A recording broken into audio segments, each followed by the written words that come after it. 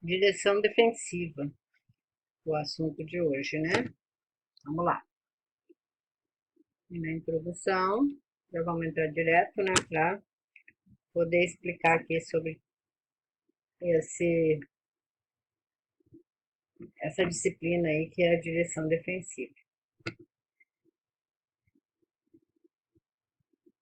Direção defensiva é o ato de conduzir o veículo adotando um conjunto de medidas e procedimentos que são utilizados para prevenir ou diminuir as consequências dos acidentes. Então, se houver uma pergunta, né, o que é direção defensiva? Direção defensiva é dirigir de modo a evitar ou diminuir as consequências de um acidente, tá? A utilização dessas medidas pretende auxiliar o condutor na eliminação dos fatores que possam vir a causar acidentes. Causas de acidentes de trânsito. Nós temos aqui, então, uma porcentagem, né? 60% dos acidentes de trânsito acontecem durante o dia e com o tempo bom. Então, não é engano pensar que, né, o tempo tem que estar ruim, que fica mais difícil de andar, né? Então, porque as pessoas se arriscam mais, né? 70% dos acidentes acontecem em linha reta com os veículos em sentidos opostos. Veículos que estão vindo, né? Normalmente as pessoas se arriscam muito, né? 33% das mortes em rodovias são causadas por colisões frontais, e ainda mais em alta velocidade, né? Quanto maior a velocidade, né, pior é o acidente. Então, o choque frontal, dificilmente alguém sai, né, machucado. Geralmente acontece mais os óbitos, né? 29% dos acidentes envolve atropelamento. Então, também é uma outra situação, né? Bastante a porcentagem de atropelamento, né? Há um tempo atrás tinha uma estatística no estado de São Paulo que de cada 4 acidentes que acontecia, 2 era atropelamento. Prevenir acidentes é um dever de todo condutor e obrigação das autoridades de trânsito. Aqui tem uma situação, né, em que os veículos estão não, né? Um dos veículos está sendo, o condutor está sendo imprudente, né? Irresponsável. Então, são causas de acidentes, essa manobra arriscada desse condutor do veículo verde, né? E aí, é possível não acontecer esse acidente? Claro que é, né? Como que isso que pode ser feito para evitar o acidente aqui? Esse veículo cinza tem que ir para o acostamento. Não tem acostamento, mas ele vai ter que ir igual, né? Mais próximo possível. O verdinho tem que se manter no meio, mais para cá, mais perto desse vermelho, né? Para que ele possa passar aqui no meio. E o vermelho mais próximo do acostamento também. Então, essa é a forma de evitar esse tipo de acidente. Mas geralmente os acidentes acontecem por excesso de velocidade, ingestão do álcool, desrespeito à sinalização, manobras arriscadas e falta de atenção, imprudência e imperícia. 80% dos acidentes são fatores comportamentais, sim. Então, é um número muito grande, né? E aí é bem claro que é falta de comportamento, né? As pessoas não têm um bom comportamento no trânsito e acabam se envolvendo em acidentes, né? E aí viram números, né? Estatísticas, o que é pior, né? Acidentes evitável e acidentes não evitáveis. Então, nós temos duas situações, né? E isso cai na prova também. Quais são os acidentes evitáveis? Os evitáveis é quando o condutor deixa de fazer tudo o que poderia para evitar o acidente. Quer dizer, o acidente era evitável se o condutor tivesse agido corretamente.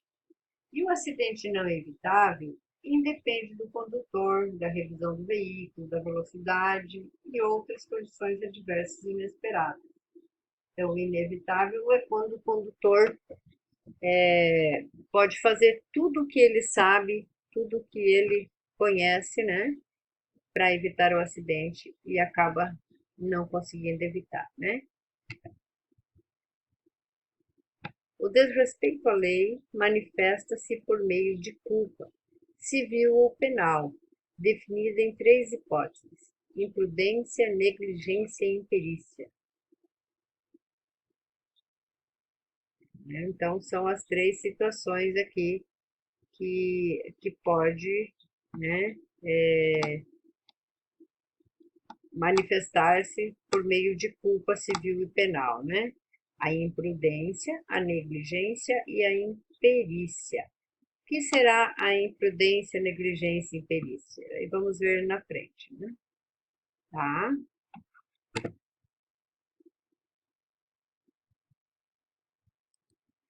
Então, primeiramente, nós vamos ver aqui a imprudência, né? O que é imprudência? Tem bastante essa pergunta lá no Detran, tá? O que é imprudência? O que é negligência? O que é imperícia? Então, a imprudência é definida como falta de atenção, descuido e ignorância. Consiste na violação das regras de condutas. Trata-se de uma ação imprudente e descuidada. Veja bem, então, assim, como é que vocês vão diferenciar imprudência de negligência? A imprudência é tudo aquilo que o condutor faz errado, sabendo que está errado. Então, é o erro que ele comete, tá? Que ele pratica. Por exemplo, dirigir em excesso de velocidade. Aí, em seguidinha, vamos ver o que é a negligência. A negligência pode ser definida como falta de cuidado, de atenção, de interesse, desleixo, indiferença e descuido. Consiste em deixar de tomar o devido cuidado, é agir de modo incorreto. O negligente age sem cautela. Na verdade, o negligente deixa de fazer o que é certo, né? O imprudente faz o errado, sabendo do erro. O negligente deixa de fazer o que é certo, que é correto, né? E então ele se torna uma pessoa desleixada, negligente. Então, só essa é a diferença, tá? Por exemplo, não verificar pneus e freios antes de viajar, não sinalizar devidamente em cruzamentos perigosos. Então, isso chama-se negligência, né? O condutor negligenciou uma situação e aí acabou causando o acidente, né? E a imperícia é a demonstração de inaptidão técnica em profissão ou atividade. Consiste na incapacidade, na falta de conhecimento ou habilitação para o exercício de determinada atividade. Pode ser originada da má formação ou do mau treinamento de condutores. Então, o imperito é aquele que não sabe, né? Aquele que não sabe dirigir, não conhece as leis, né? Então, esse é também uma causa, né, de acidentes. Então, são as 3 causas de acidente, né? Imprudência, negligência e imperícia, né? E vendo que a pior delas vai ser sempre a imprudência, tá? Porque é um ato consciente. O imprudente, ele faz as coisas conscientemente, né? É o mesmo que dirigir alcoolizado.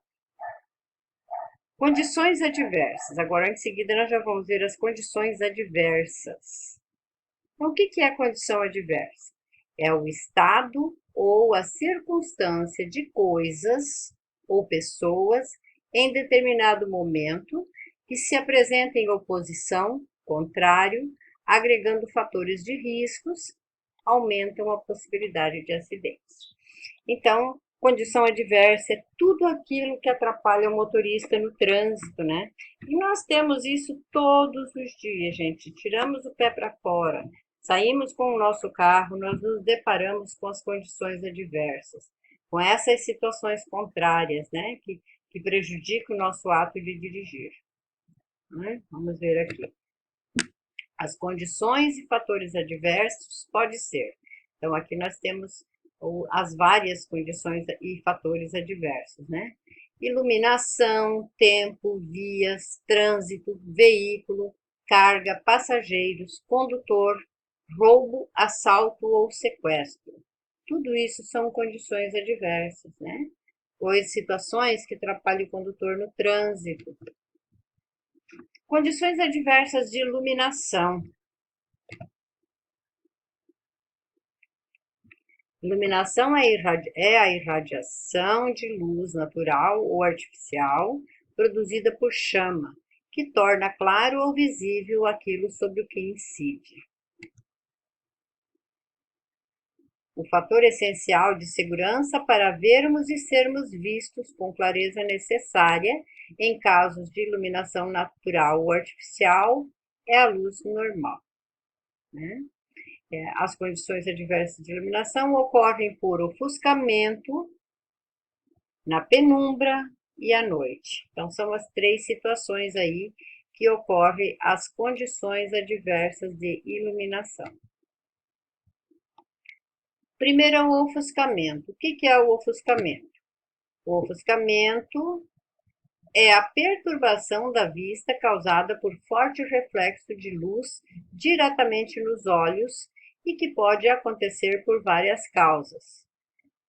A incidência e os reflexos de raios solares, a luz alta em sentido contrário e a luz alta nos retrovisores.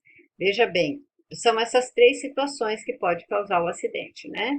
A luz em sentido contrário, né? Que o condutor deixa a luz muito alta, não baixa a luz quando passa por você, né? Ou passa pelo veículo. Os raios solares também pode causar o ofuscamento e também o reflexo nos retrovisores. Também pode ser causa de ofuscamento, né? Então, tem que ter certos cuidados. Vamos verificar. Para evitar-se a luz alta em sentido contrário, deve-se diminuir a velocidade e solicitar ao condutor a luz baixa, com breves toques de luz alta, e procurar não olhar diretamente para o outro veículo no sentido oposto. Então, essa é uma maneira de evitar o ofuscamento, quando ele é causado por luz alta em sentido contrário, né? Deve-se permanecer com a luz baixa, mesmo que o condutor do outro veículo não atenda a solicitação. Então, se o outro condutor não baixou a luz dele, não é por isso que você vai deixar a luz do seu veículo alta. Você vai baixar, né? Porque aí o risco fica muito maior, né, gente? Bem maior. Penumbra, uma outra condição adversa de iluminação, né? São três: ofuscamento, penumbra e noite. A penumbra é a sombra incompleta produzida por um corpo que não interrompe totalmente os raios luminosos. É também conhecida como meia-luz. A pouca luminosidade na transição do dia para a noite é o mais comum dos exemplos de penumbra. Então, quando está anoitecendo, né, está fazendo aí a transição, a troca, né, do dia para a noite, é o momento da penumbra. Aqui no desenho tem aqui, né, dá para perceber que o sol está indo embora, então já está, né, se aproximando do momento da penumbra. Nesse horário, a gente não enxerga muito bem, né? A gente não define muito bem as coisas. Então, esse é um momento perigoso também para o motorista. Por isso, na penumbra, recomenda-se o uso de luz baixa, a redução da velocidade e a atenção redobrada. Geralmente acontece mais acidentes nesses horários, né? Também na parte da manhã, né? Que também é a troca da noite para o dia, né? Noite, também condição adversa de iluminação, e à noite denomina-se noite o espaço de tempo desde o pôr do sol até o amanhecer. Gente, muito cuidado com esse detalhe aqui lá na hora de fazer a prova, né? No Detran. Porque lá está assim, ó. Denomina-se, né? Aí você vai ter que marcar o espaço de tempo desde o pôr do sol até o amanhecer. Vocês têm que ver que é noite. Agora, o espaço de tempo desde o amanhecer até o pôr do sol é dia, tá? Então preste atenção nesse detalhe. É muito importante essa atenção aí, porque a gente se engana fácil, fácil.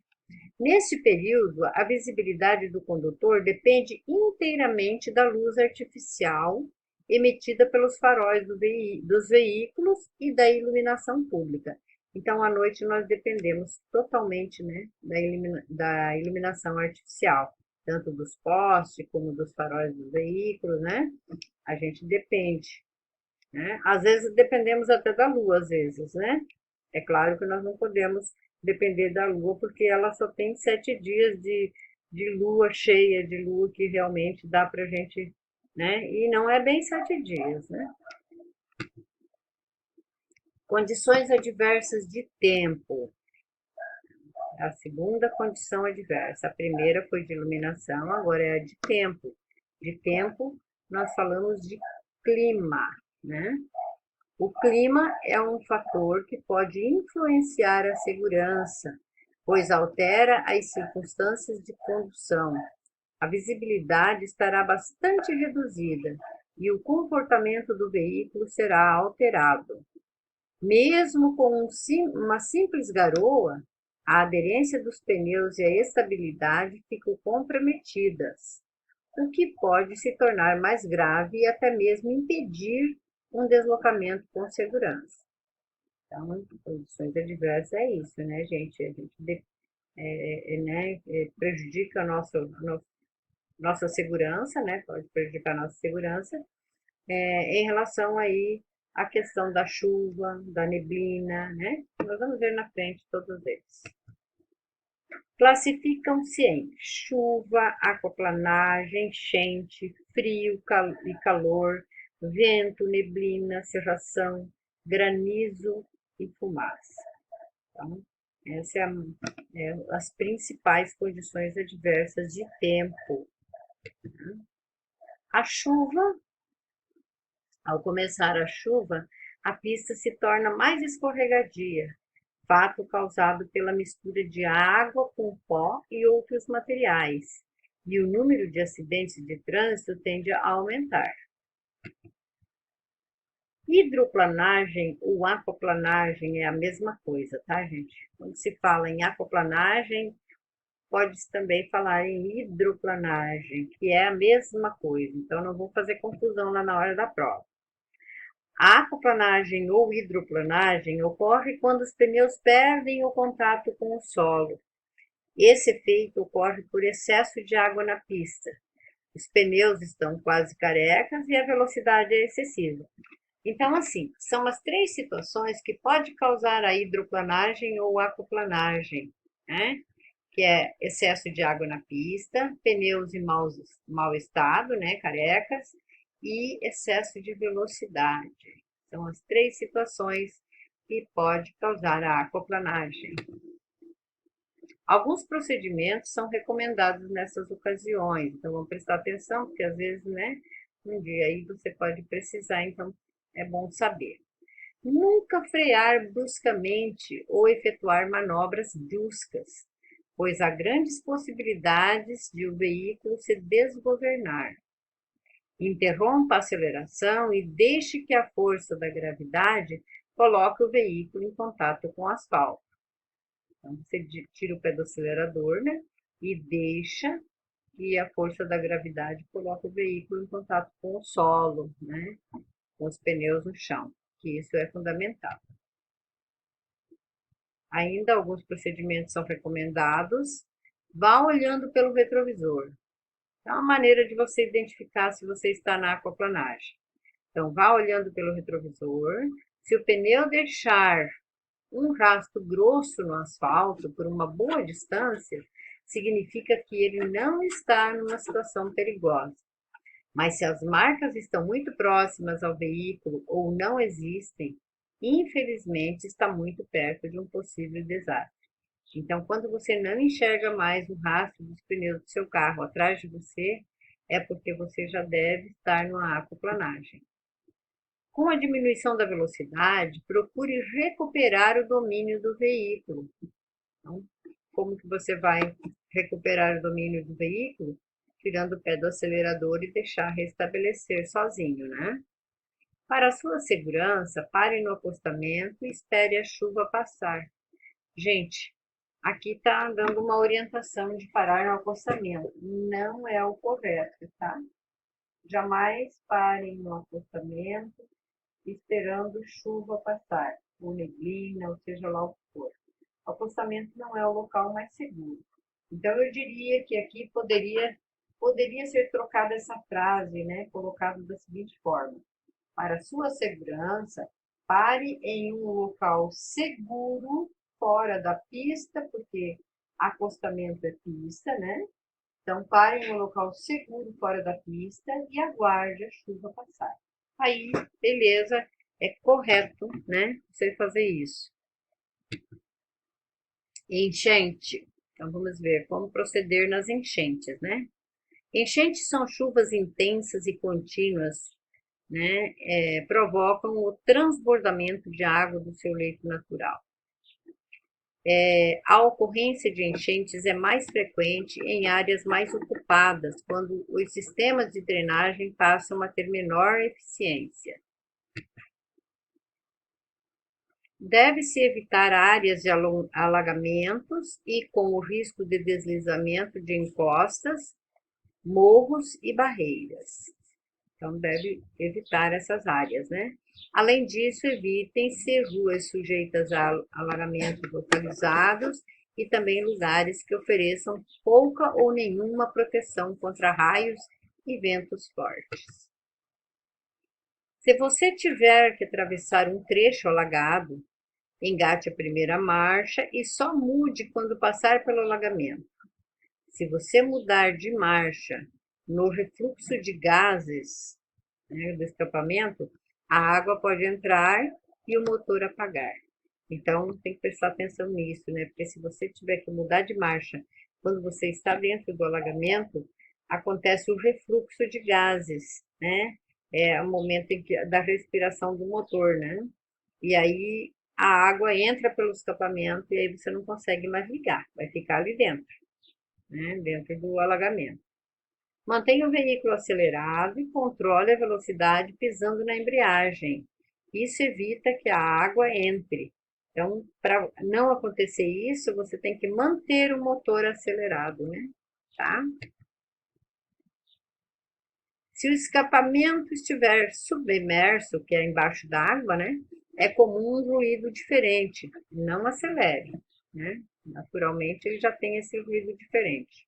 Caso tenha que parar o veículo, mantenha o pé na embreagem, coloque em ponto morto e pise nos freios com cautela, sempre com o veículo acelerado.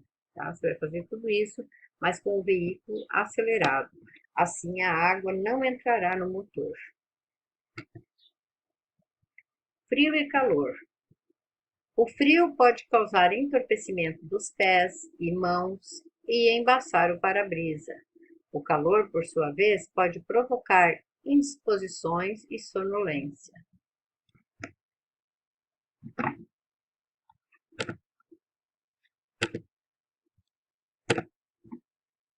Vento é o ar atmosférico que se desloca em determinada direção. É a definição de vento, né?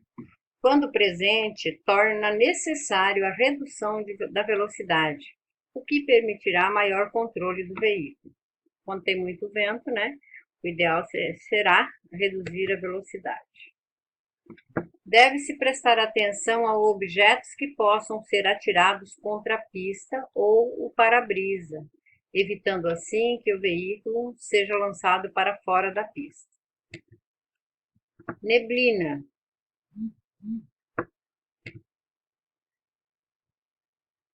Pode-se considerar a névoa densa, nevoeiro, sombra, escuridão e também garoa. Por dificultar a visibilidade, é um fator que exige cuidado e experiência na condução. Os acidentes provocados por este fenômeno são de graves proporções e pode envolver muitos veículos. Essa neblina, né? Cerração. Eu sempre achava que cerração e neblina era a mesma coisa, na verdade não é, né? Então, a cerração é um nevoeiro muito denso que impede a visão a grande distância. Os cuidados a serem tomados são os mesmos dos casos de neblina, porém, por prejudicar ainda mais a visibilidade, recomenda-se estacionar o veículo em local seguro e aguardar a melhoria das condições climáticas. Então, vocês percebem aí, né, que eu falei anteriormente que a orientação deve ser aguardar num local seguro, né, e não no acostamento, né? Então, sempre aguardar num local seguro, fora da pista, né? A melhoria da visibilidade, a melhoria das condições climáticas, tá? Então, assim, bastante cuidado com isso. Há uma coisa importante, né? Tanto na cerração quanto na neblina, é o uso da luz baixa. Vamos ver se na frente tem alguma coisa a respeito disso. Se não tiver, eu falo sobre isso. Então, não tem. Então, na neblina, voltando um pouquinho, né? Na neblina ou cerração, vocês observem que o veículo, né, ele está coberto por essa fumaça, mas é uma fumaça de líquidos, né? De gotículas. Então, assim, a luz alta, ela provoca um espelhamento, né? Você joga a luz alta na cerração, na neblina, e ela volta para você, ofuscando a sua visão. Então, o correto é usar luz baixa. Ah, mas por que a luz baixa dá certo? Dá certo porque a, essa neblina ou essa cerração, elas nunca ficam imediatamente no asfalto, né? Elas têm um espaço entre o asfalto e um pouquinho mais alto onde inicia a cerração, uma neblina, por causa do calor do asfalto, né? Então, por isso você deve usar luz baixa, porque a luz baixa ela não bate direto nas gotículas, ela fica por baixo, tanto da neblina quanto da cerração. E aí facilita a visibilidade do condutor. Era isso que eu queria explicar, tá? Granizo. O granizo é uma chuva acompanhada de pequenas pedras de gelo, né? E para evitar acidentes, deve-se estacionar em local seguro, como das outras situações, né? Sempre deve-se estacionar em local seguro, fora da pista, né? Fumaça, essa é um pouco pior, né? É uma porção de vapor resultante de um corpo em chamas. É semelhante à neblina, porém acontece em locais bem definidos, ainda com extensão e conteúdos imprevisíveis. A gente nunca sabe o que tem, né, depois da fumaça, então tem que tomar um certo cuidado. Ah, geralmente a fumaça é um trecho pequeno, mas pode não ser, né? Principalmente quando acontece queimadas aí, né, na beira das estradas, e até dias anteriores aí, dias passados, aconteceu um acidente bem grave na região ali de Curitiba, né, descendo para o litoral, por causa da fumaça. Então tem que se tomar cuidado. Condições adversas das vias. Aclives e declives acentuados, curvas mal construídas e projetos mal traçados. Aclives e declives são subidas e descidas. Largura das pistas ou das faixas de rolamento em tamanho inferior ao ideal. O ideal é 7 metros, né? Com o acostamento. Então, uma pista deve ter uma largura de 7 metros, né? Com os acostamentos, tá? Isso é muito importante, seria a largura ideal. Normalmente não temos, né? Não se tem vias com pistas com largura suficiente, né? Na maioria das vezes. Sinalizações inadequadas ou deficientes, geralmente, né, estragadas, cobertas pela vegetação, E aí você não sabe que placa que é, né? Presença constante de defeitos, tais como irregularidades, desníveis, lombadas ou ausência de pavimentação. Ausência do asfalto, né?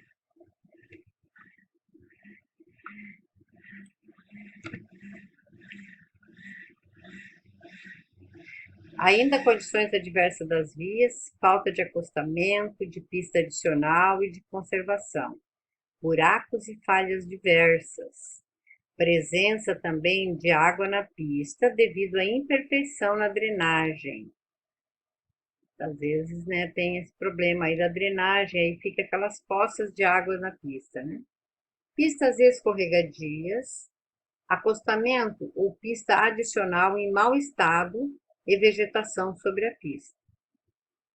São condições adversas das vias, né? Vias mal conservadas, que são essas que estão vendo aí, né?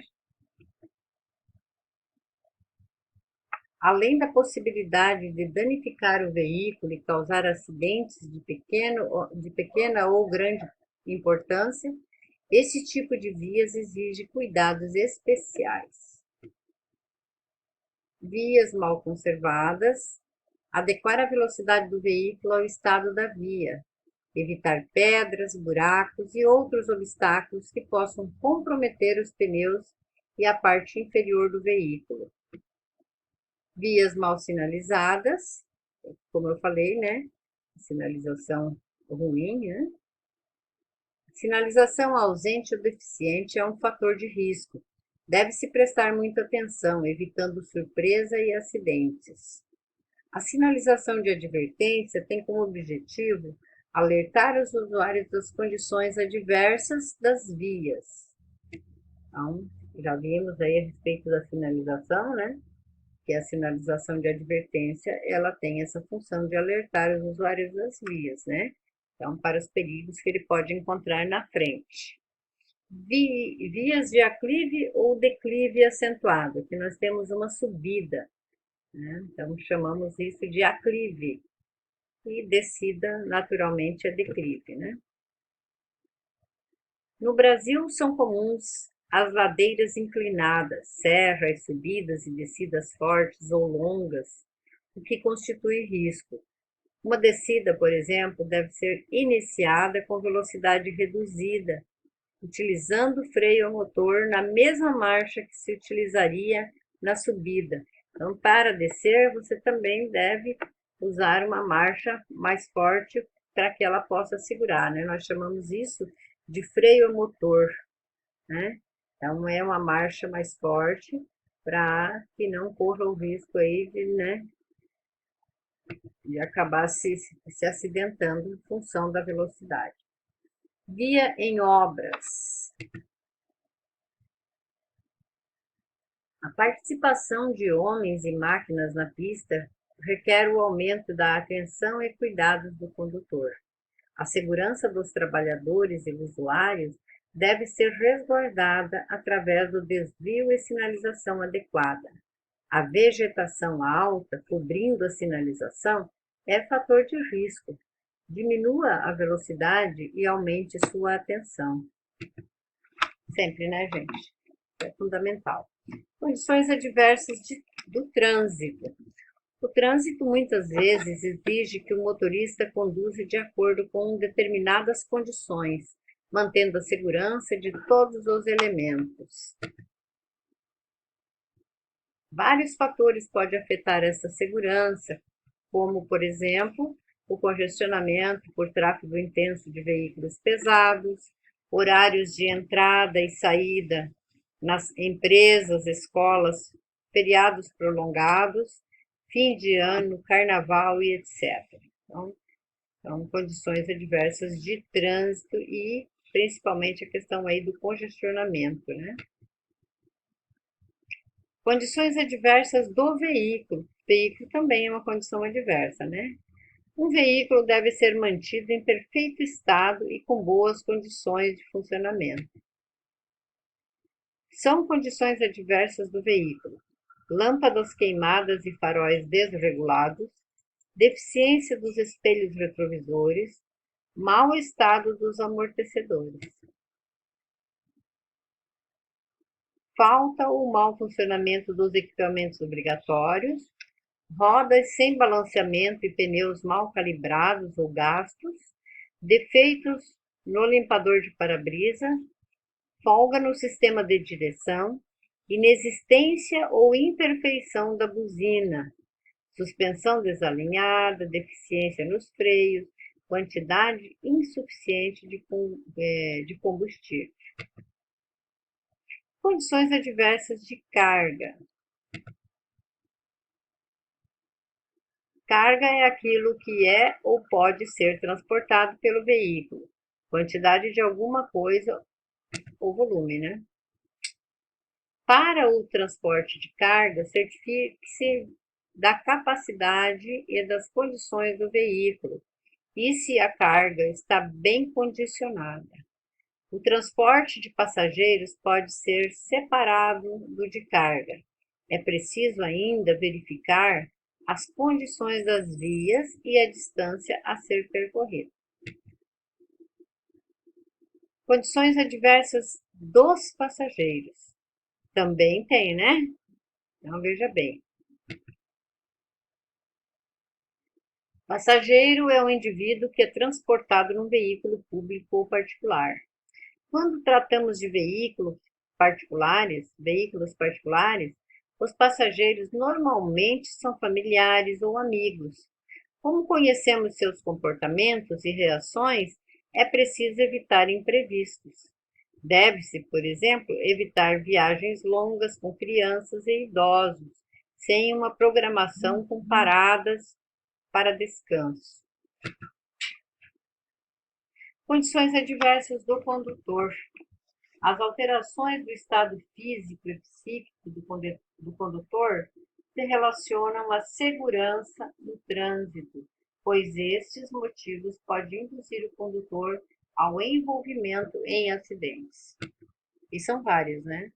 A pior condição adversa pode ser o próprio condutor. E realmente é, né? Quando o condutor está com algum problema, não está bem, o risco ainda aumenta, né? Muito maior. Os principais fatores adversos de um condutor são deficiência de visão, da audição e motora, cansaço, fadiga, sono e estresse, ingestão de álcool, drogas ou alimentos, né, que alteram a percepção, medicamentos também, né? Estado psicológico e comportamentais, que é pressa, distração, celular e outros, né? Os outros fatores aí, tá? É preciso saber que o grande responsável pela direção e pilotagem defensiva é o condutor e quem todas as condições adversas podem atrapalhar um percurso. Então, o condutor tem que estar sempre bem. Isso é o fundamental. Estado físico e mental do condutor. Os problemas precisam ser separados. De um lado, devem ficar os assuntos pessoais, de outro, o ato de conduzir o veículo. Os problemas particulares são alheios ao trânsito, ou seja, os demais elementos não têm como saber daquilo que lhe vai internamente. Então, não é possível, né? Cada um sabe de si e é fundamental que as pessoas prestem atenção nesses detalhes. Porque não é porque você é um bom motorista que você não pode, né, estar correndo risco de acidente aí se não estiver bem. Devemos evitar a condução do veículo no momento em que estivermos com a mente alterada, com problemas afetivos, familiares, lutos e outros. Substâncias psicoativas. Drogas psicotrópicas são substâncias que alteram o funcionamento do sistema nervoso do usuário temporariamente. São exemplos de drogas psicotrópicas a maconha, a cocaína, o álcool, o LSD e etc. Primeiro vamos falar do álcool, né? É fundamental também esse conhecimento e não só o conhecimento, como o compromisso de responsabilidade, né? cada um de nós devemos ter isso, né, gente? Muita responsabilidade. Porque no trânsito nem sempre o condutor se mata sozinho, né? Na maioria das vezes ele leva outras pessoas junto, que de certa forma sempre são inocentes, né? O álcool dá a impressão de que tudo está normal e que os reflexos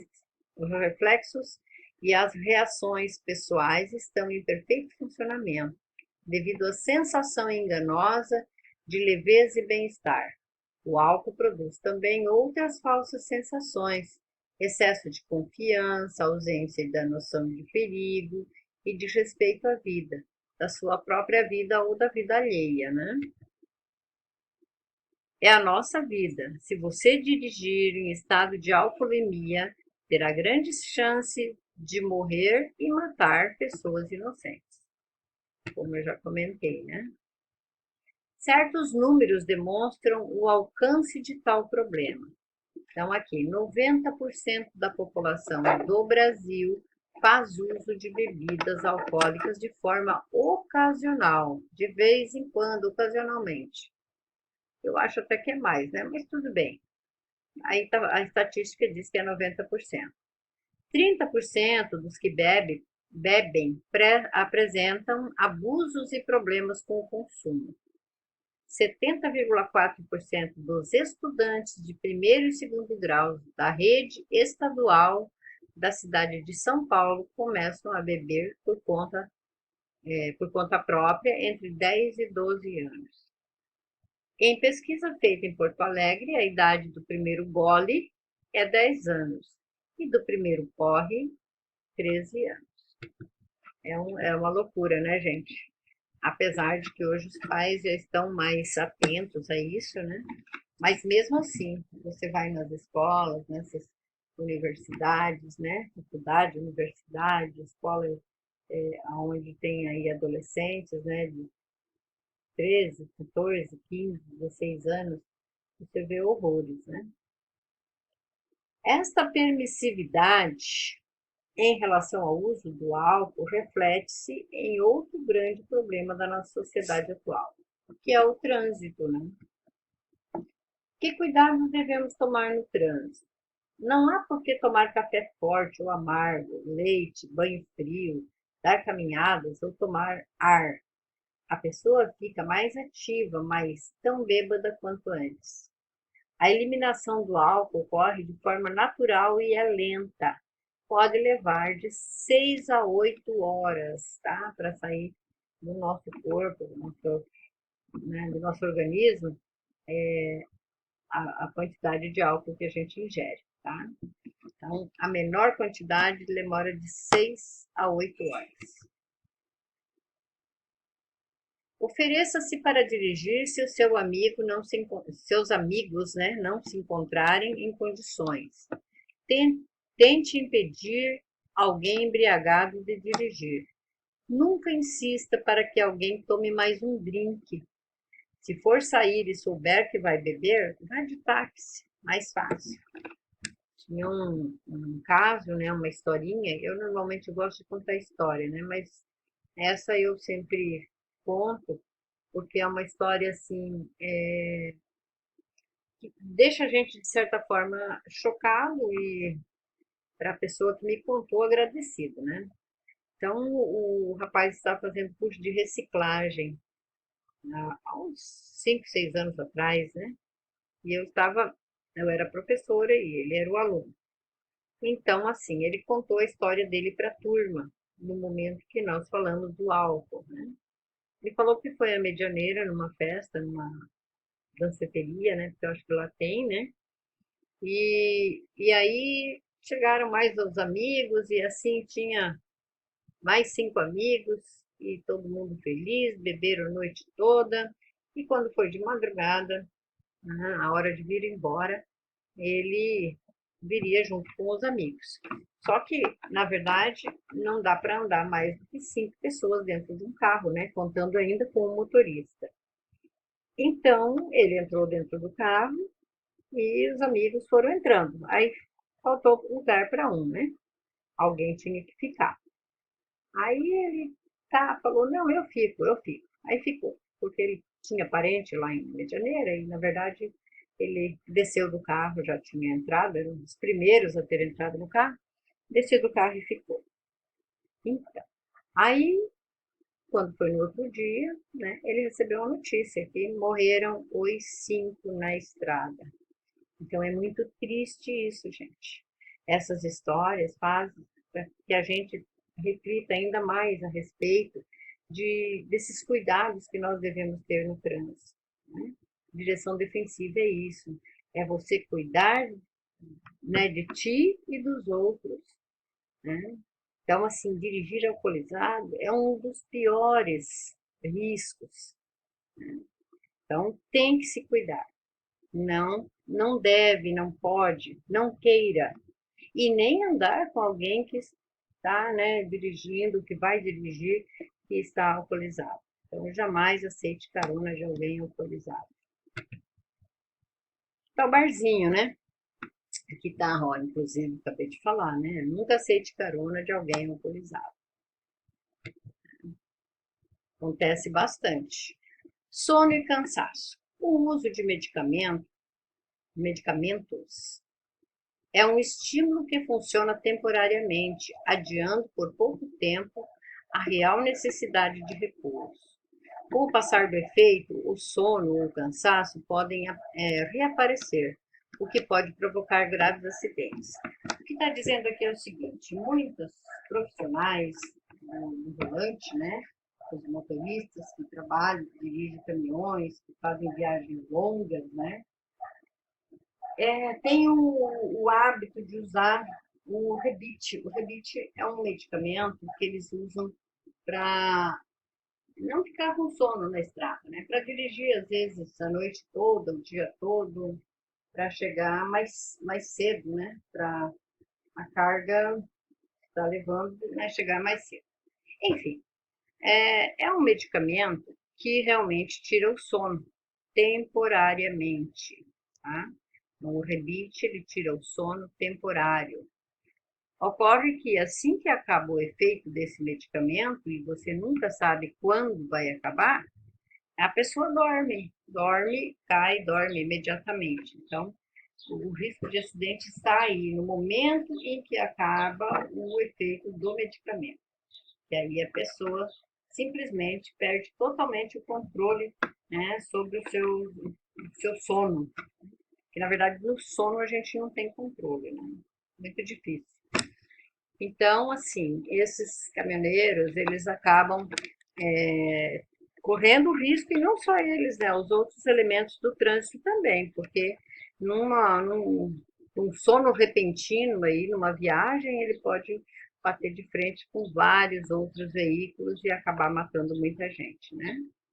Agora, em relação ao sono, também, né, quando você está, independente de estar com medicamento ou não, né, jamais dirija com sono, tá? Que o sono, a gente não tem controle, tá?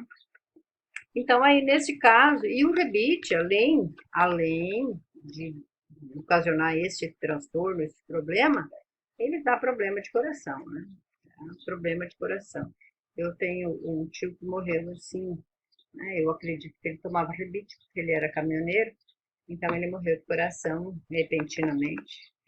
E a gente acredita que é em função disso, né? Tá? Mais alguma coisa aí para conhecimento de vocês. As pessoas acham que pode controlar a sonolência. Muitas vezes você pode cochilar e não perceber que cochilou.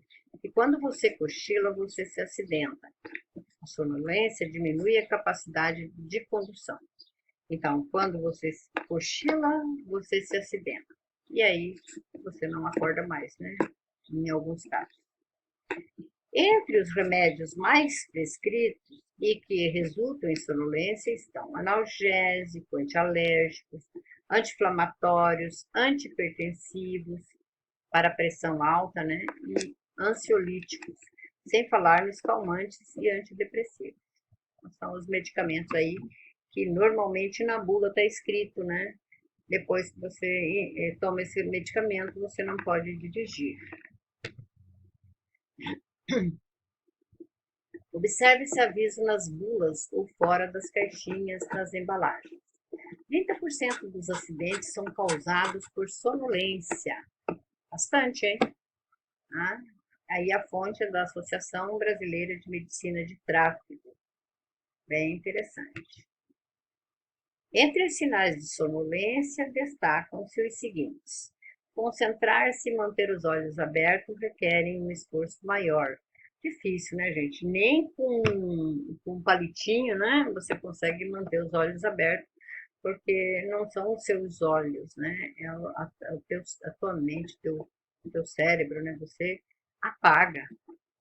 A cabeça se torna cada vez mais pesada, frequentes bocejos, a perda do foco e da visão e, consequentemente, possíveis saídas da pista.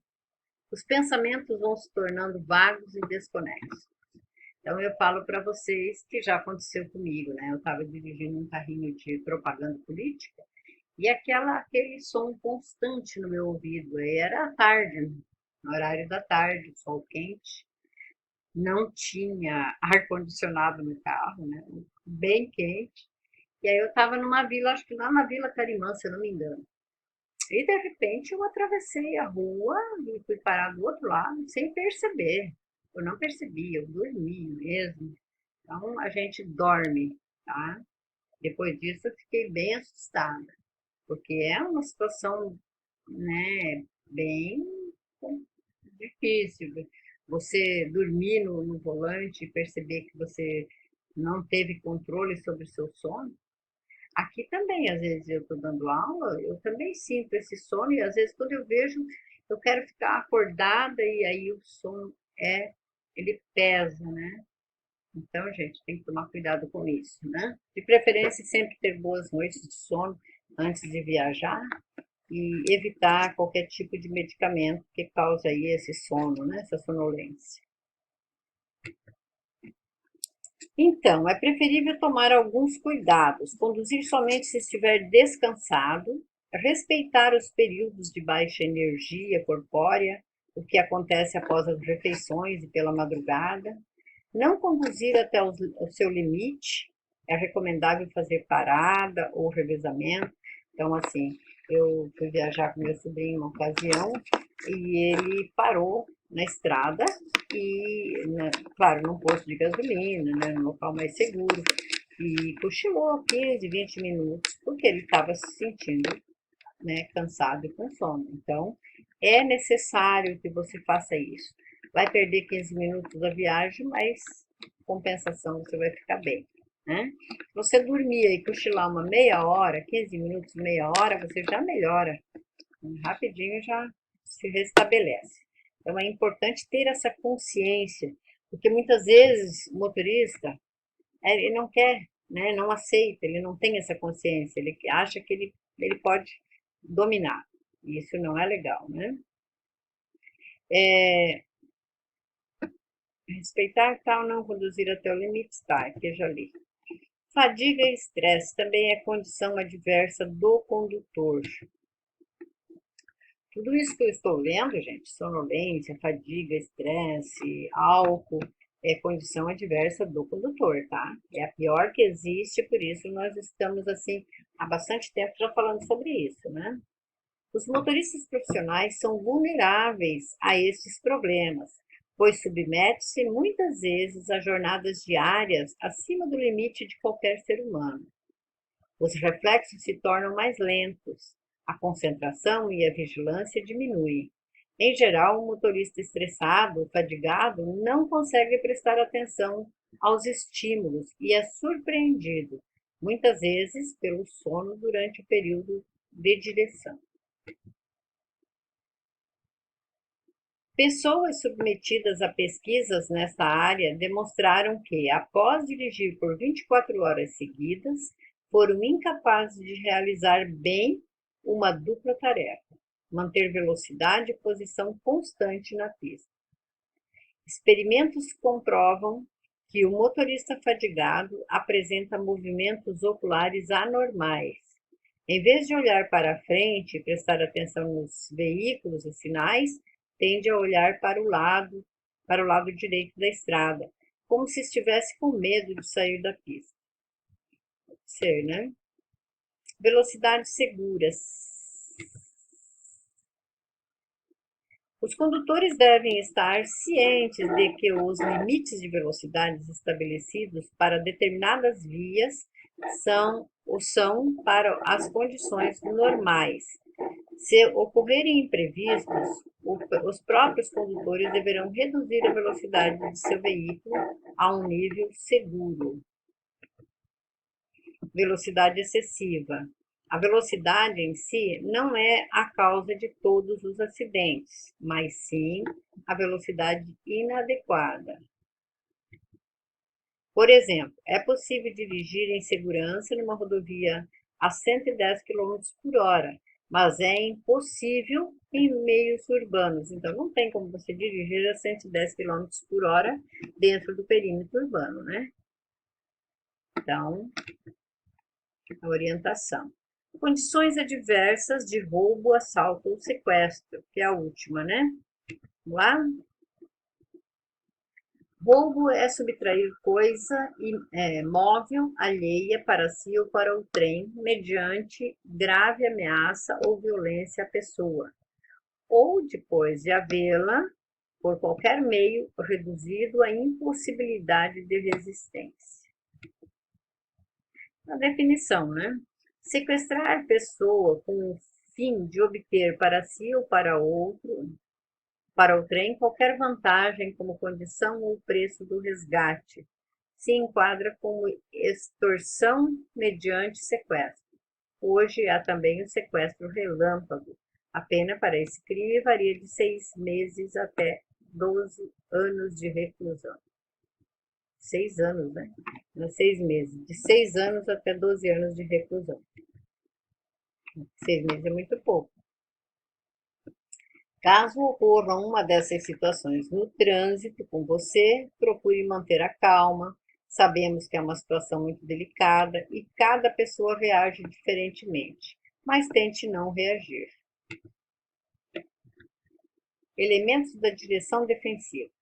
Então, aqui nós temos os elementos da direção defensiva, que é o conhecimento, a atenção, a previsão, a habilidade, ação e decisão. Isso aqui, gente, cai lá no Detran, tá? Quais são os elementos básicos da direção defensiva? Conhecimento, atenção, previsão, habilidade, ação e decisão. São 6, né? Muitas vezes cai só 5, né? Só decisão ou só ação.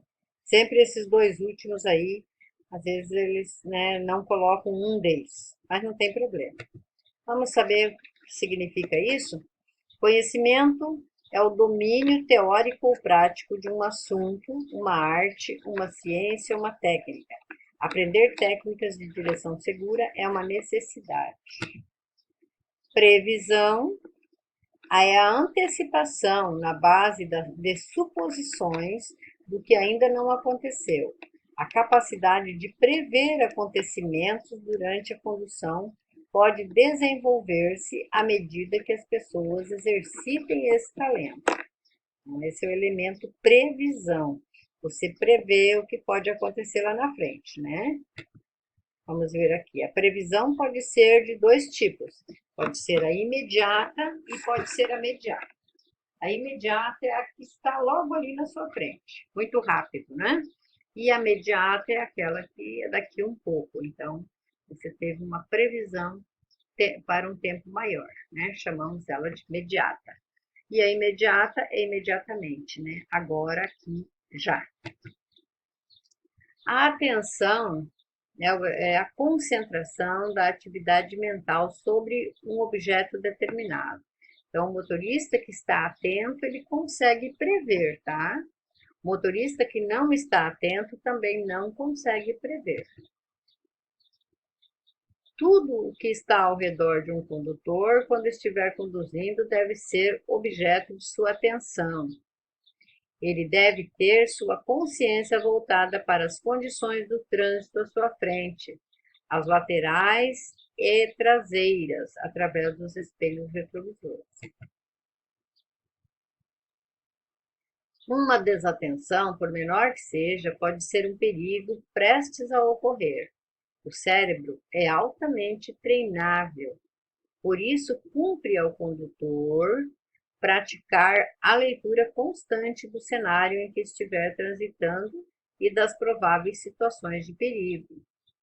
O desenvolvimento dessa leitura fará com que o cérebro leia cada vez mais rapidamente e faça um diagnóstico constante e ininterrupto dos acontecimentos ao seu redor.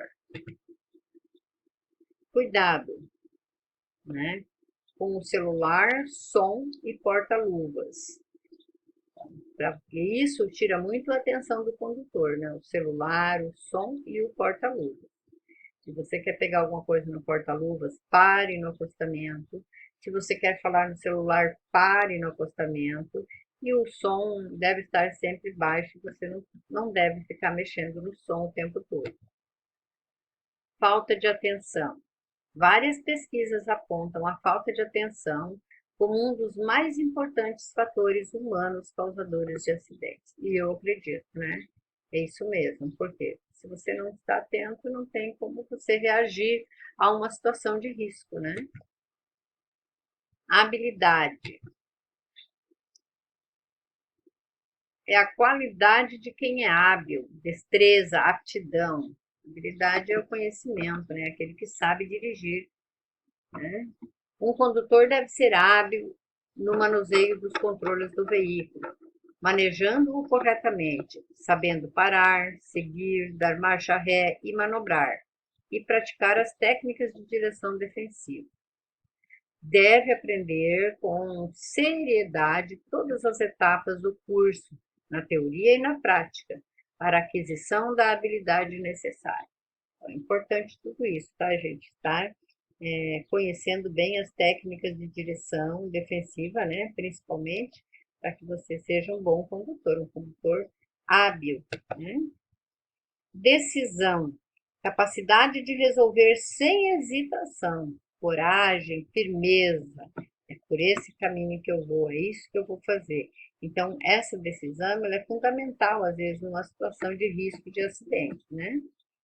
Ato ou efeito de decidir, determinação, reconhecimento do perigo imediato, decisão e determinação daquilo que deve ser feito em momentos de perigo. O condutor indeciso acaba se tornando imprevisível, e aí aumentam os riscos, né? E a ação? A ação vem junto com a decisão, né? Toda vez que alguém toma uma decisão, a decisão é de uma ação.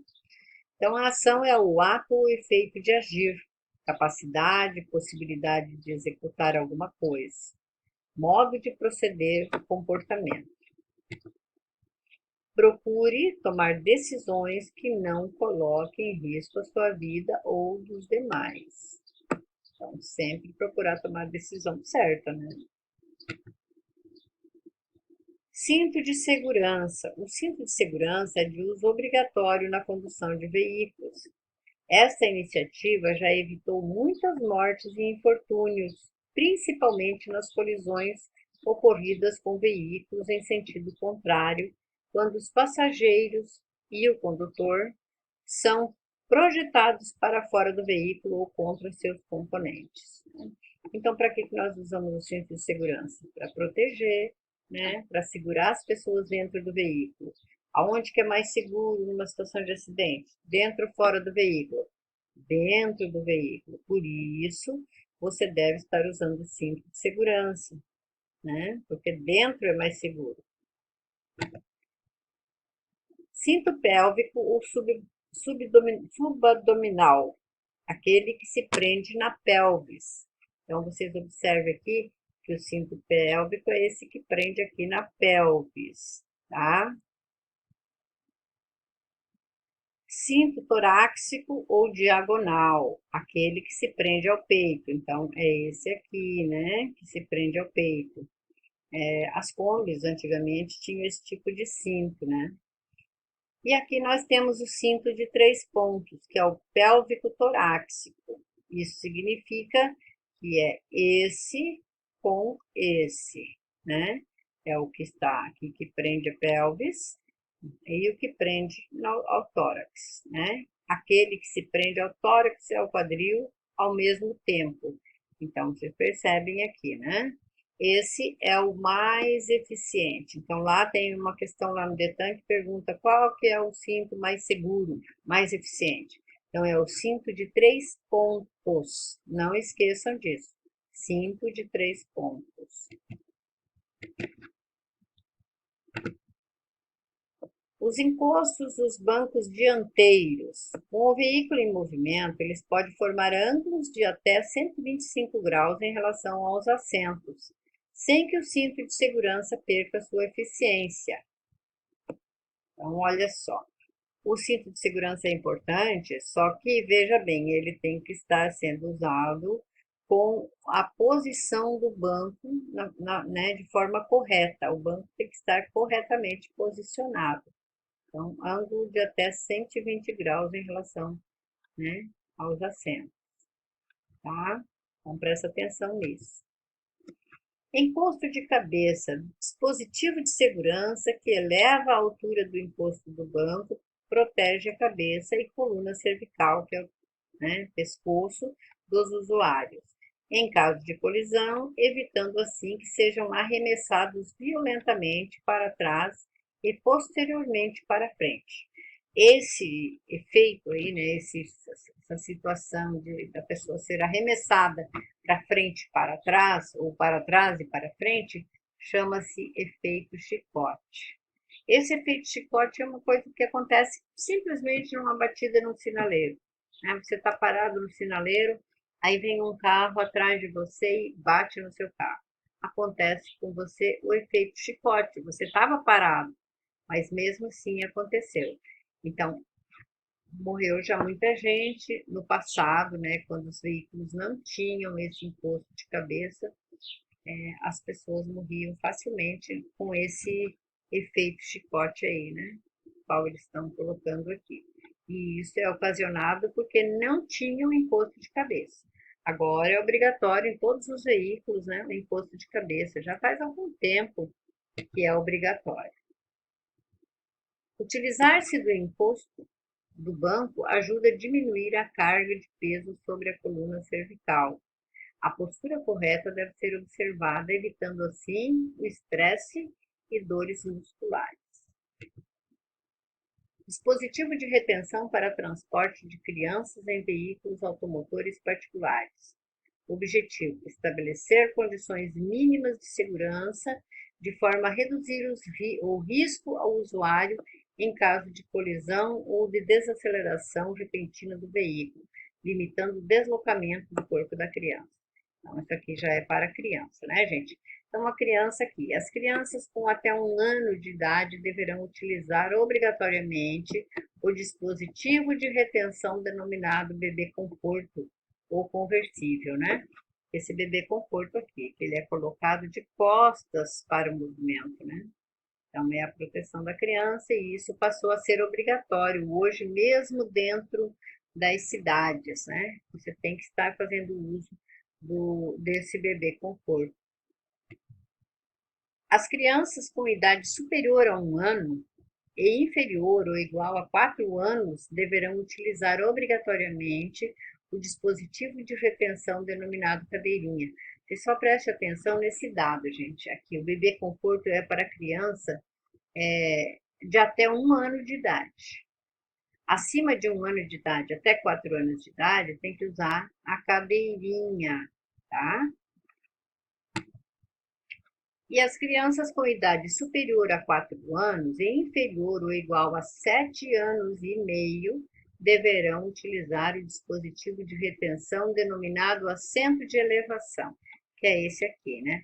A criança fica um pouquinho mais alto e o cinto de segurança consegue pegar certinho aqui no tórax da criança, né? Então, bem bacana. Então, nessa idade, a partir dos 4 anos até os 7 anos e meio, a criança deve estar no assento de elevação, ou booster, né, que também é o nome desse banco aqui, né, dessa cadeirinha de segurança aqui da criança, né? Chama-se booster também. As crianças com idade superior a 7 anos e inferior ou igual a 10 anos deverão utilizar o cinto de segurança do veículo no banco de trás. Veja bem, a restrição é que crianças abaixo de 10 anos, de 7 anos e meio até 10 anos, elas deverão estar no banco de trás fazendo uso do cinto de segurança, porque até então daí elas já saíram da cadeirinha, né? Do assento de elevação, elas já passaram dos 7 anos e meio. Então, ela deve estar no banco de trás fazendo o uso do cinto de segurança. Depois dos 10 anos de idade, até os 10 anos no banco de trás. Depois dos 10 anos, pode estar sentado no banco da frente, apesar de que o local mais seguro do veículo é o banco traseiro, tá? Então, sempre atentos a isso. O local mais seguro é o banco traseiro, ok? Então, amanhã nós continuamos aí essa parte, tá? Aqui nós já vamos ver os procedimentos de paradas, né? Como a gente deve proceder para a gente conseguir parar antes de acontecer o acidente, né? A colisão com o veículo que vai à nossa frente.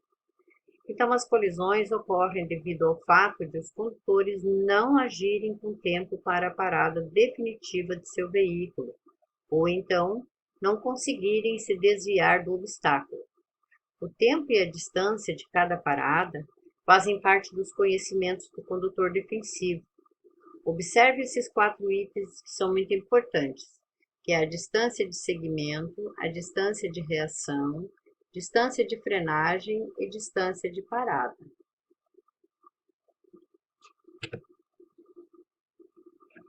Existe uma maneira de calcular uma distância segura a ser mantida entre os dois veículos no mesmo sentido numa rodovia, apenas utilizando o simples uso do ponto de referência.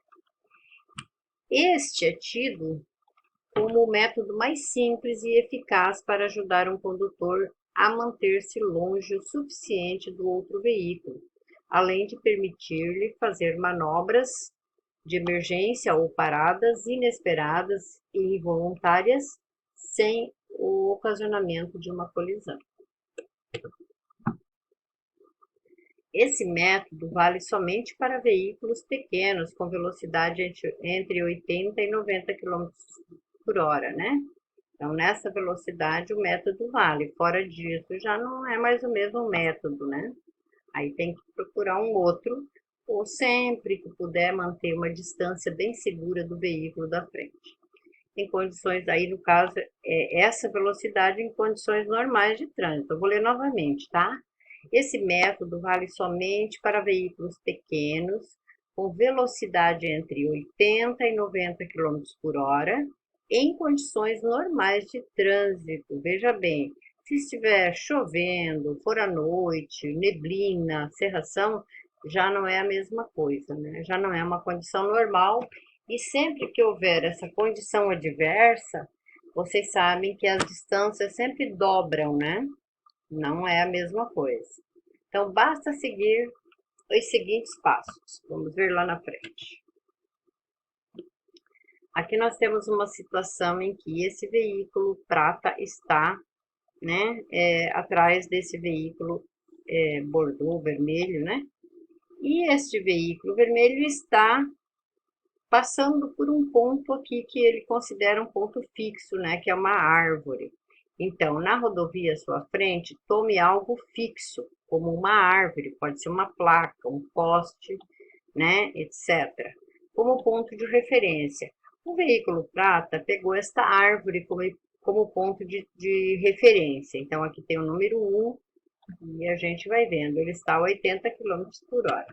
Vamos ver como é que procede, né? No momento em que o veículo que estiver à sua frente, que é este veículo que está à frente do prata, né, passar por este ponto, conte de forma pausada, 51, 52.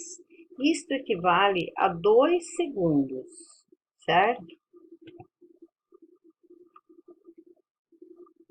Caso o seu veículo passe pelo mesmo ponto de referência após você falar aquelas 6 palavras, que é o 51, 52, a distância é segura, considerada, né?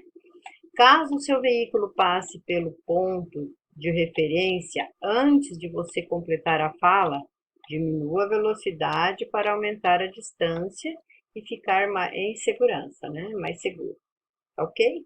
Então, esta é uma das regras, né? Das formas que a pessoa tem de verificar aí a distância de segurança. Então, aqui nós temos um exemplo, né? Um posicionamento aonde se toma uma distância de segurança suficiente para evitar o acidente. Então, nós temos aqui distância de segmento. Pode ser distância de segmento ou distância de segurança, tá? É a mesma coisa. É aquela que o condutor deve manter entre o seu veículo e o veículo que vai à sua frente, tá? Essa distância é muito importante, pois ela que permitirá ao condutor do veículo de trás parar, mesmo numa situação emergencial, sem que haja colisão. Então, assim, este veículo verde toma uma distância de segurança suficiente aqui do veículo da frente. A velocidade aqui, como base, né, foi de 40 km por hora. Na verdade, lá nós vimos que pode ser até 80, né? Então, assim, essa distância de segmento, ela vai mostrar para vocês como é que funciona isso aqui. Esse veículo aqui, gente, esses dois veículos aqui é o mesmo, tá? É esse verdinho aqui. Só tá mostrando quais são as distâncias e como que isso é feito. Então, veja bem, o prata está aqui. De repente, né, você está atrás do prata, numa distância aproximada, considerada segura. O prata parou, tá? Então, quando você viu o perigo, viu que o prata parou, né? Você tem a distância de reação, certo? Então, essa distância entre o seu veículo e o veículo prata chama-se distância de segmento, tá? Ou de segurança. Agora, a distância de reação é aquela percorrida pelo seu veículo desde o momento em que é percebida a situação de perigo até o momento em que o condutor executa o movimento para frear ou, né, da retirada do pé do acelerador até a colocação sobre o pedal do freio. Então, isso significa que quando você percebeu que o veículo prata parou, né, pisou no freio, parou ou teve algum problema, você teve a distância de reação. Essa distância de reação é a reação do condutor no momento em que ele vê o perigo, certo? Então, essa reação, ela demora 11 metros até que esse veículo, até você tomar outra atitude. Então, quando você viu o perigo e vai ter uma reação, o veículo já andou 11 metros. Isso a 40 km por hora. Se for a 80, ele dobra também aqui, tá, gente? Dobra para 22, tá? Bom, então a distância de reação é aquela que o condutor, né, no momento em que o condutor vê o perigo e tem uma reação. A reação imediata de um condutor quando ele vê um perigo é colocar o pé no freio, tá, gente? Mas a distância de reação não chega ao ponto de você colocar o pé no freio forte. É até o momento que você tira o pé do acelerador e vai colocar o pé no freio. Então, você encostou o pé no freio, já terminou a distância de reação. Já passa a ser a distância de frenagem, que aí nós vamos ver aqui. A distância de frenagem é aquela que seu veículo percorre a partir do momento que você pisou no freio até o momento da parada total. Porque, como já foi visto, é impossível conseguir uma parada imediata, mesmo depois de acionar os freios. Então, mesmo depois que você coloca o pé no freio, o veículo continua. Então, daí nós já temos essa situação aqui, ó.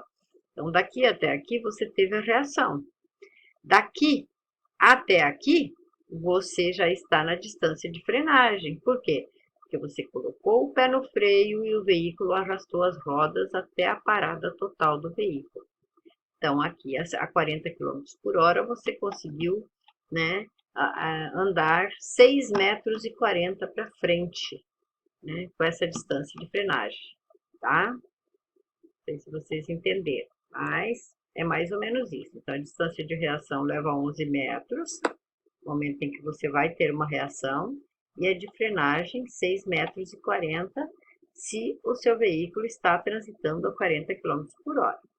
Aí, por último, nós temos a distância de parada.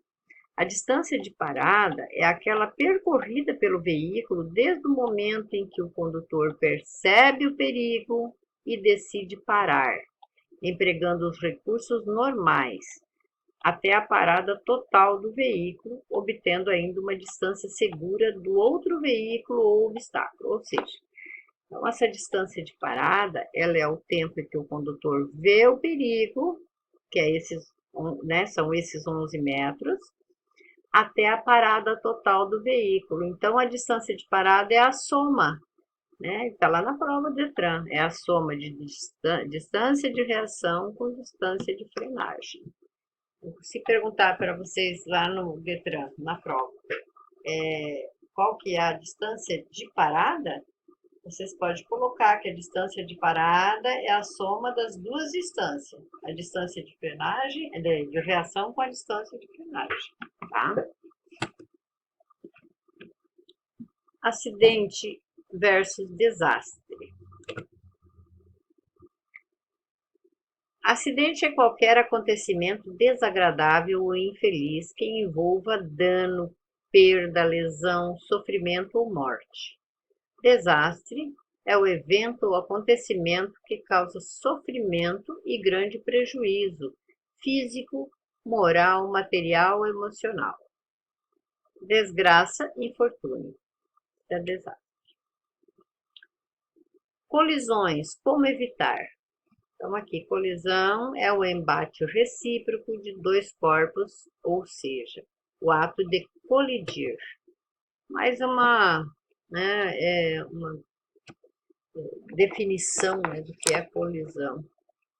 As colisões podem acontecer com o veículo da frente, com o veículo de trás, com veículos em sentido contrário, nos cruzamentos, nas ultrapassagens, em curvas, em marcha ré, com objetos fixos.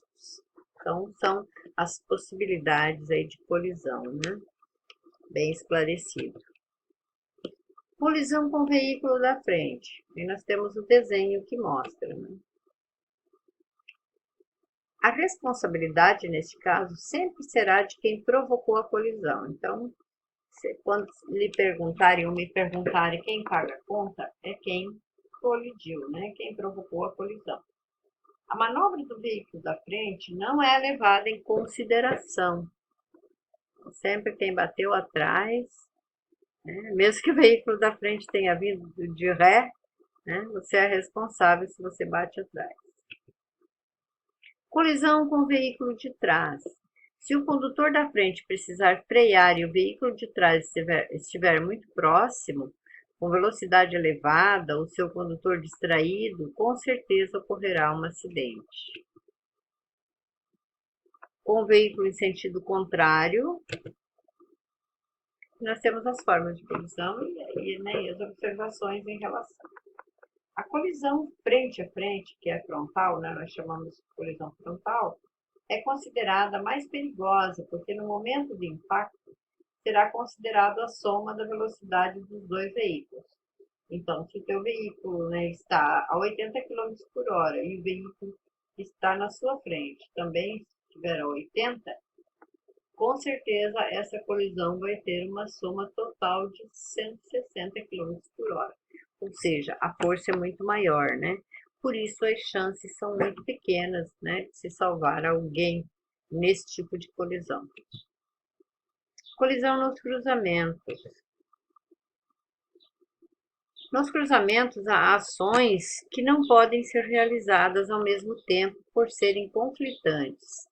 As normas de controle de direito de passagem foram estabelecidas a fim de melhorar as condições de travessias dos cruzamentos e reduzir os riscos de acidentes entre veículos e pedestres.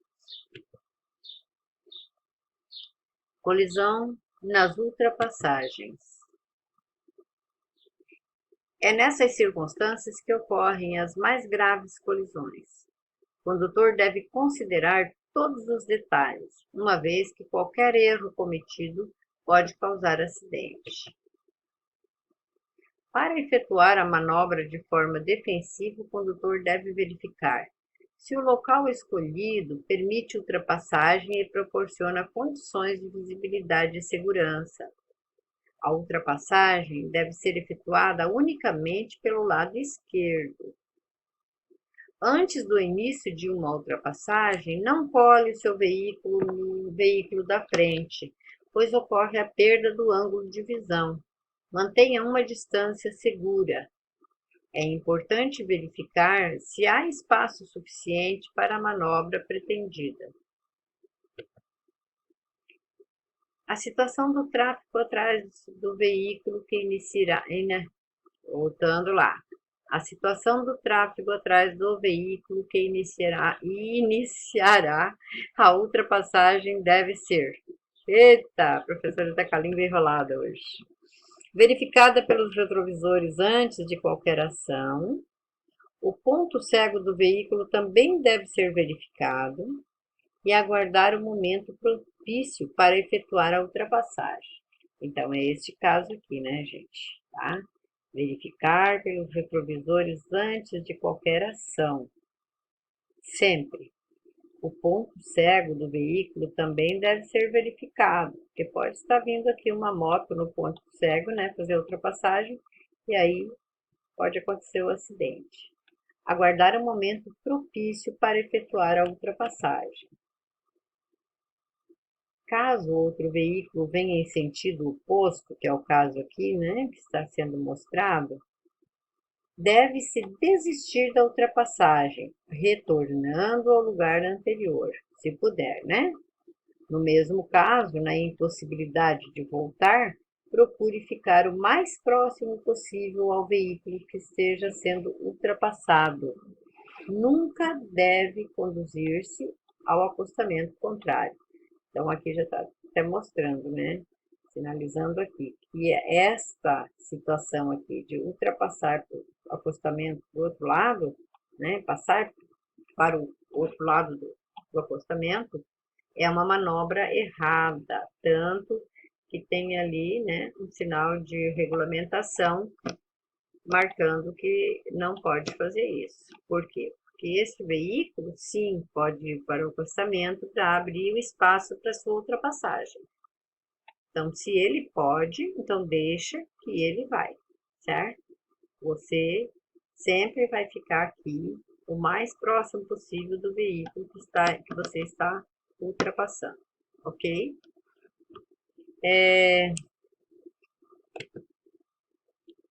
Deve ter ficado claro isso aí, né? É bem confuso, mas no desespero, muitas vezes a pessoa quer tomar uma atitude e acaba tomando a atitude errada. Colisão em curvas. A velocidade na entrada da curva deve ser adequada. Antes de entrar numa curva, a velocidade do veículo deve ser diminuída, mas sem frear bruscamente para não perder o controle do veículo. Entretanto, se o condutor perceber que já está no interior da curva e em velocidade excessiva, a alternativa é manter o controle do veículo e acelerar no término da curva para sua estabilização. Então, essas são as orientações, né, em relação às curvas. Colisão em marcha ré. É proibido pelo Código de Trânsito Brasileiro dar marcha a ré em trechos longos. Então, isso já está na lei, né? Trata-se de uma marcha que deve ser utilizada somente para pequenas manobras. Mesmo assim, algumas providências devem ser tomadas. Análise da situação atrás do veículo, além da verificação de objetos, animais e crianças de baixa estatura, antes do início e durante toda a manobra. Em seguida, em esquinas, e outros locais de pouca visibilidade, nunca se usa marcha ré. Isso também vale para a saída de garagens e estacionamento. Colisão com objetos fixos. Cansaço ou sono, influência do álcool ou de medicamentos, excesso de velocidade, desrespeito às leis e à sinalização de trânsito são fatores que ocasionam esse tipo de colisão em que se verifica frequentemente a culpa do motorista. O condutor deve tomar todas as medidas necessárias à segurança e permanecer com atenção voltada para tudo o que ocorre ao longo da via. Cuidado com os demais usuários da via. Colisões com pedestres, animais, bicicletas, motos e outros elementos. Pedestres. Os pedestres têm a preferência sobre os demais veículos. Preferência, tá, gente? Não é prioridade. São os deveres e direitos dos condutores e dos pedestres. Na falta de sinalização, semáforo ou faixa, o pedestre deve esperar os veículos passarem. O sinal luminoso determina de quem é a vez. Então, o sinaleiro, a função dele é determinar de quem é a vez de passar, né? A preferência é do pedestre, quando ele já estiver concluindo a travessia.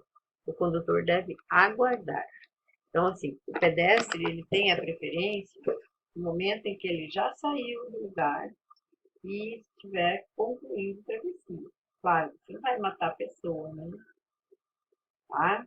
Agora, caso contrário, né, ele deve aguardar. Mas sempre tem que ter cuidado com o pedestre, até porque se você atropelar uma pessoa, você vai ser responsabilizado. Esteja você certo ou não, não importa, tá?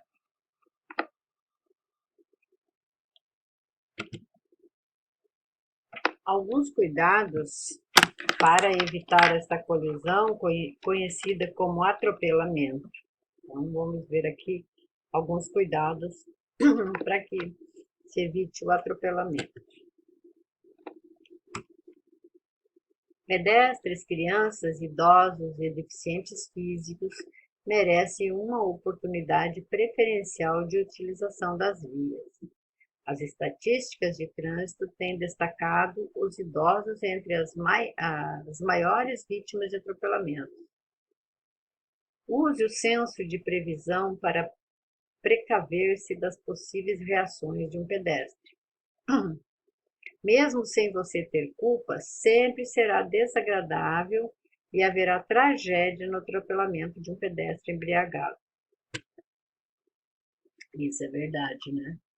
Às vezes o pedestre está embriagado, ele não tem noção do que ele está fazendo. Faça sempre gentilezas e facilite a vida de pedestres. Todo condutor também é um pedestre. Então, antes de ser condutor, nós, né, somos pedestres.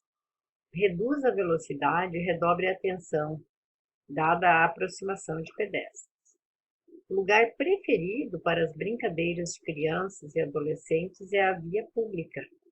Portanto, o condutor deve reduzir a velocidade e prestar muita atenção no comportamento das crianças. Crianças menores de 10 anos. As crianças menores de 10 anos não devem brincar na rua sem a presença de um adulto. O adulto deve acompanhar seu filho até a escola e explicar o itinerário de segurança. Deixe a caminhar sozinha nas vias somente após os 10 anos de idade. Então, só depois dos 10 anos a criança já tem uma noção melhor, né? Então, aqui diz que a criança ainda não tem um ângulo de visão lateral, portanto, não tem noção de perigo.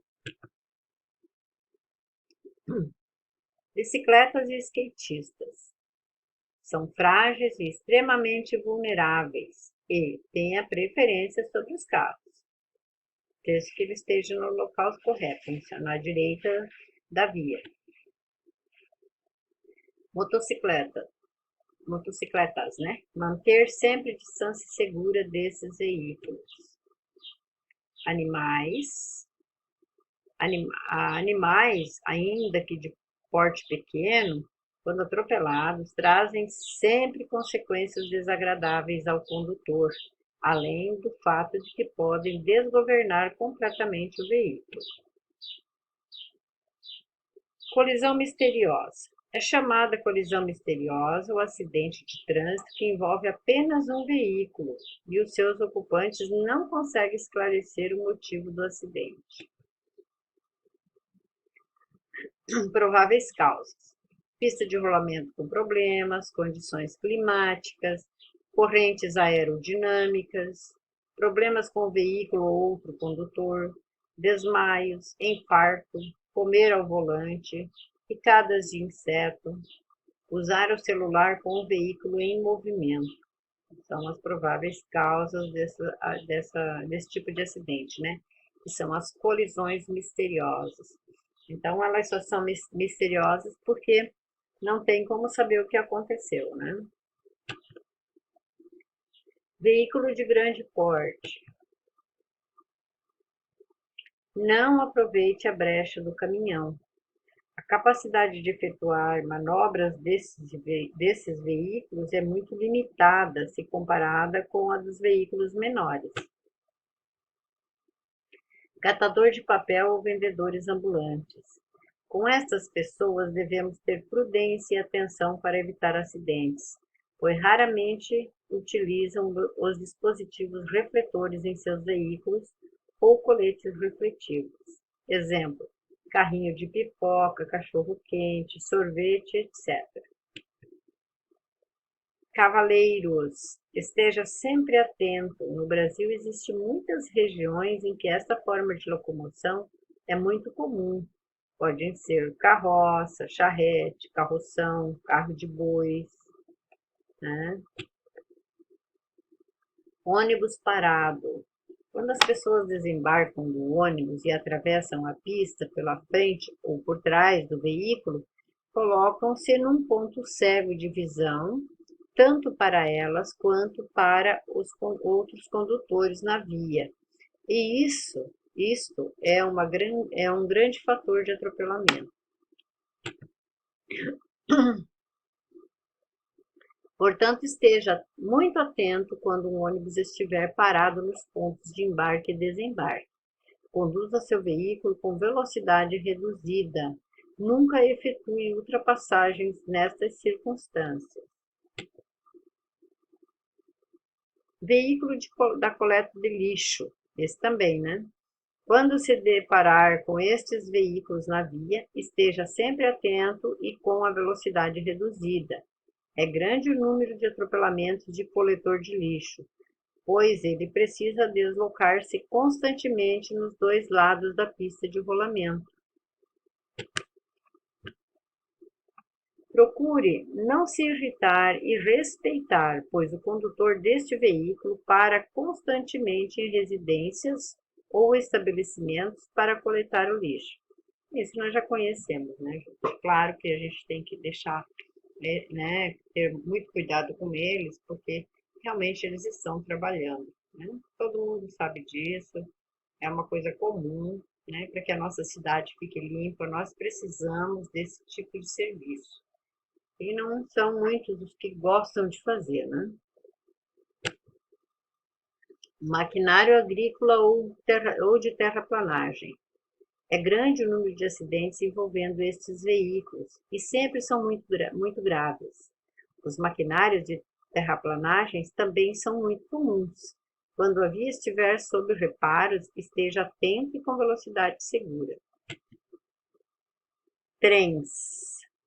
Acidentes ocorrem devido à falta de atenção ou pressa. Respeite a sinalização existente quando houver. Não deixe crianças brincarem sobre os trilhos. Nestes locais, a atenção deve ser redobrada, né? Pare, olhe e escute. Direção defensiva em rodovias. Para adquirir o hábito de condução em rodovia, inicialmente deve-se conduzir em pequenos trechos com baixo fluxo de veículos, preferencialmente com um condutor mais experiente ou um instrutor. As viagens por percursos mais longos e em rodovias mais movimentadas serão realizadas apenas a partir do momento em que se possuir segurança e experiência própria. Então, não é aconselhável que você já inicie viajando, né? Você pegou sua carteira de habilitação, na verdade, a sua PPD, né? E aí você já vai fazer uma viagem daqui para Curitiba, né? A praia. Não é aconselhável, tá, gente? Primeiro vocês têm que treinar um pouquinho. A rodovia não é uma brincadeira, né? Tá? Rodovias sem acostamentos. Um trecho viário sem acostamento representa insegurança. Nestes locais, os condutores sentem como se houvesse um estreitamento da via. A falta de acostamento aumenta os riscos e perigos aos usuários. Redobre sua atenção.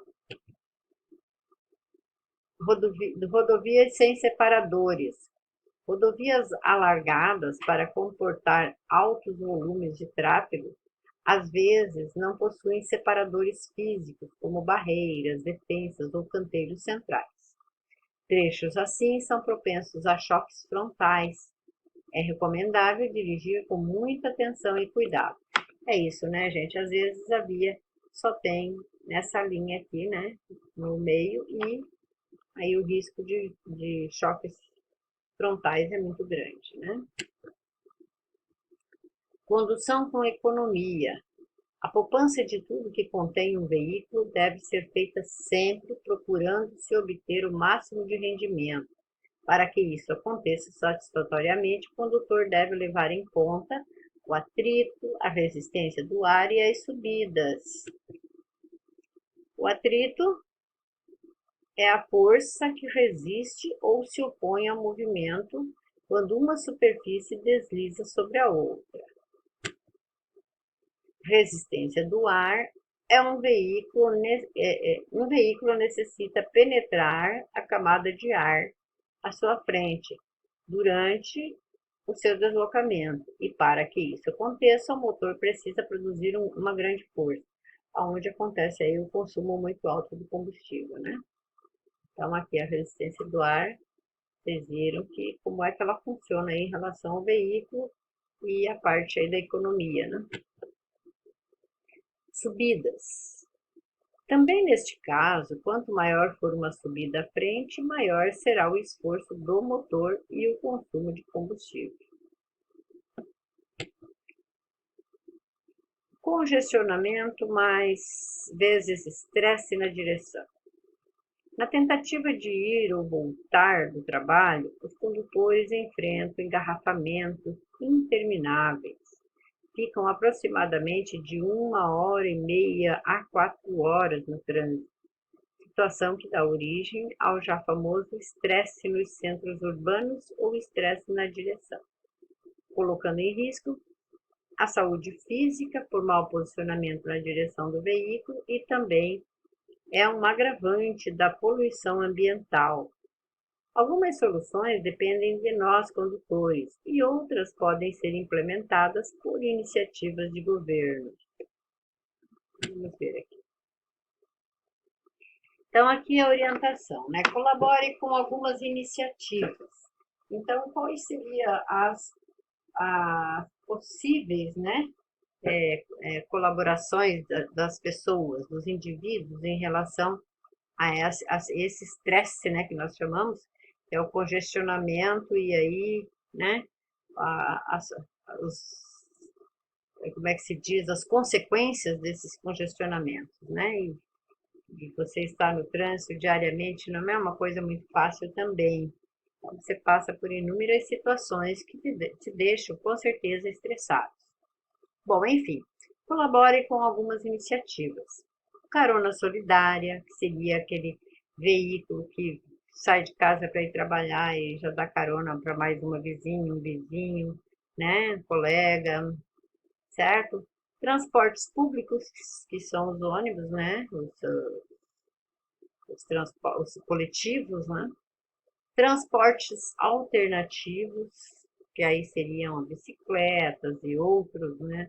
Outras possibilidades, até mesmo a motocicleta, que é um transporte alternativo que dificilmente ela fica no congestionamento, né? E mudar a rotina. Mudar a rotina seria você mudar, ou você tinha o hábito de passar por uma avenida para depois entrar na via para ir para sua casa. De repente você muda, né? Essa tua rota, né? Aí também seria uma, uma outra possibilidade. Então é assim, gente. Terminando aqui, né? Vamos deixar aqui, se você tiver alguma dúvida, é só perguntar, tá bom?